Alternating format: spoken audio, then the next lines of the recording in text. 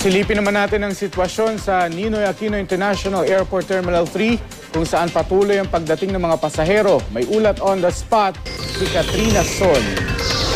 Katrina. Mark, dahil nga sa pagdami ng mga pasaherong nagsisiuwian sa kanilang mga probinsya, mas pinaigting pa ng NAIA Terminal 2 ang kanilang seguridad.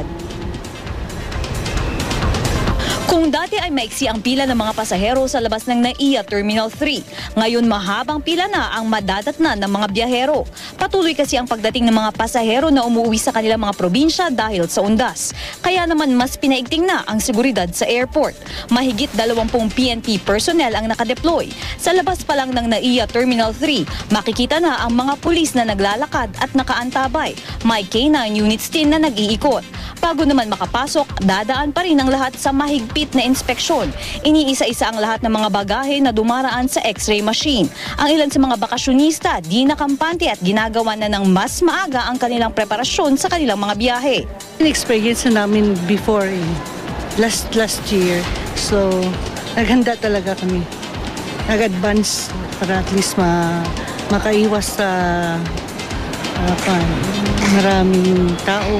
Di ba expensive ngayon? So, para mas mura, January pa kasi sila nag-book ng promo ticket. Ayon kay NAIA Terminal 3 Manager Engineer Octavio Lina, simula October 26 ay tumaas ang bilang ng mga pasahero rito. Ang dating nasa 32,000 na pasahero kada araw, umaabot na raw ngayon sa mahigit 40,000. Kaya naman nakaantabay ang kanilang Medical Assistance Desks, Operations Assistance Desk at PNP Assistance Desk para alalayan ng mga pasahero. Nailipat na rin ang mga pasahero ng 20 flights mula sa Terminal 2 at sa Terminal 3. Mark, inaasahan naman nga ng pamunuan ng NAIA na mas daragsa raw ang mga pasahero sa Miyerkules dahil karamihan nga raw ay may pasok pa ng Lunes at Martes. At yan na muna ang latest mula dito sa Pasay City. Mark?